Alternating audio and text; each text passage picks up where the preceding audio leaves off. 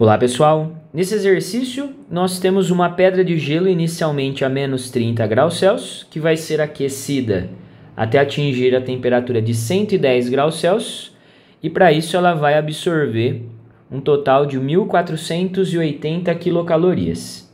E o exercício quer que a gente encontre qual é a massa de gelo envolvida nesse processo, né? Nessas transformações. Então, pessoal, por mais que o enunciado traga aqui para a gente uma variação de temperatura, o gelo vai sair de menos 30 e vai atingir 110 graus Celsius, não adianta a gente querer resolver essa questão com uma única equaçãozinha do Ki-macete, só pelo fato de você perceber que variou a temperatura. Porque nessa faixa que ele deu, de menos 30 até 110 graus Celsius, nós temos a temperatura de fusão, a temperatura que o gelo vira água, e a temperatura de vaporização, que a água vai virar vapor.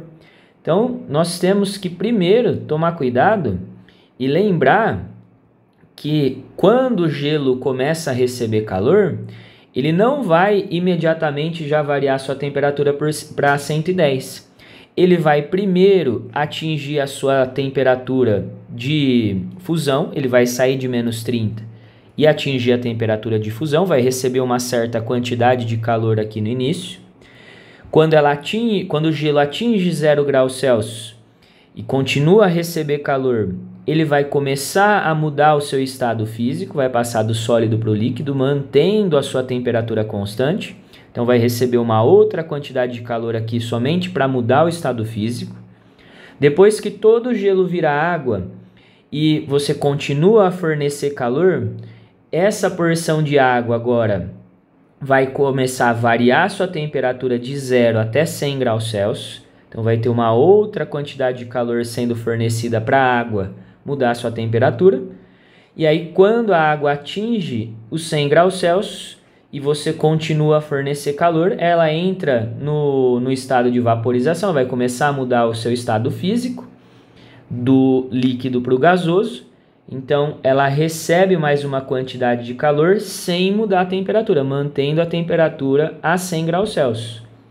E por último, como o exercício está querendo que a temperatura final atingida seja 110 graus, o vapor precisa continuar a receber calor para sair da temperatura de 100 até a temperatura de 110 graus Celsius. Então, teria mais uma quantidade de calor associada a essa última etapa.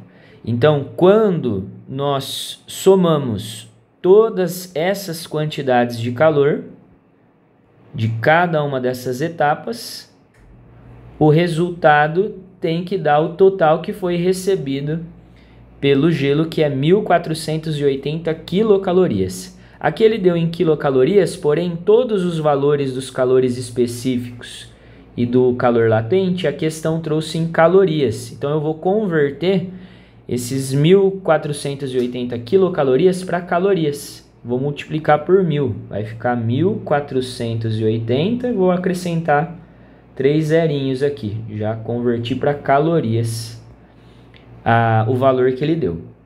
Então, agora nós temos que tomar cuidado na hora de substituir a expressão de cada quantidade de calor.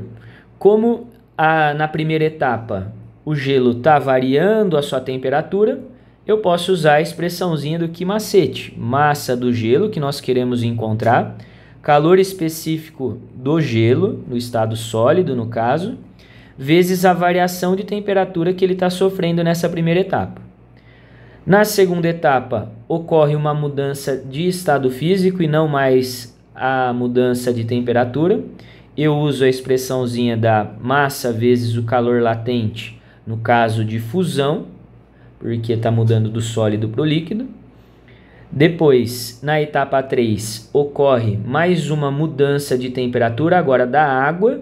Então, na hora de usar a expressãozinha do Ki-macete, eu coloco o calor específico da água, vezes a variação de temperatura que está acontecendo nessa etapa 3.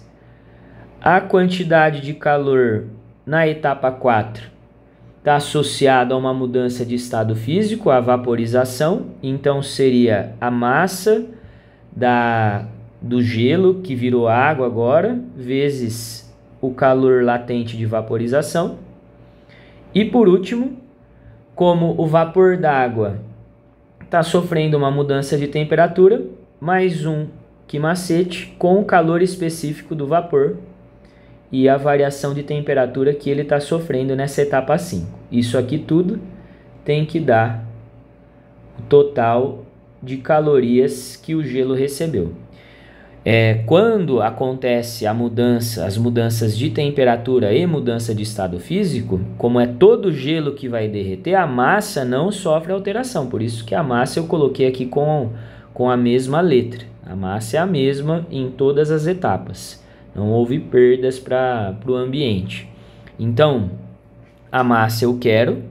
O calor específico do gelo o exercício deu que é meio. A variação de temperatura que está acontecendo aqui do gelo seria de menos 30 até 0. Eu faço a temperatura final menos a inicial. Então, essa variação de temperatura vai dar 30 positivo, esse ΔT. Massa vezes o calor latente de difusão, que é 80. Massa vezes o calor específico da água, vezes a variação de temperatura da água. Fazendo aqui temperatura final menos a inicial, ficaria 100 menos 0, que vai dar 100. Mais massa vezes o calor latente de vaporização, que é 540, dado no enunciado. Massa vezes o calor específico, ou melhor, isso seria o calor específico do vapor, que é meio. E a variação de temperatura é de 100 até 110, então é a temperatura final menos a inicial. 110 menos 100 vai dar 10. E aqui eu coloco o valor total que a questão trouxe. Então, fazendo essas continhas, vai ficar 15 vezes M, mais 80 vezes M, mais 100 M, mais 540 M, mais meio vezes 10, 5M. É igual ao valor total fornecido. Então, somando esse 15 com esse 5 já vai dar 20. 20 com 80 vai dar 100. 100 com 100, 200. 200 com 540, 740 M é igual a 1480 com os 3 zerinhos que nós adicionamos. O 1480 é exatamente o dobro de 740. Poderia simplificar, ficaria 2, mas só que não posso esquecer dos 3 zerinhos. Então a massa aqui seria 2.000 gramas, porque todas as unidades dos calores específicos e do calor latente estão em gramas. Então a massa que nós encontramos está em gramas. Divido por 1.000 para passar para quilogramas. Então nós temos uma massa de 2 quilogramas, que ficaria a alternativa, sendo a alternativa A.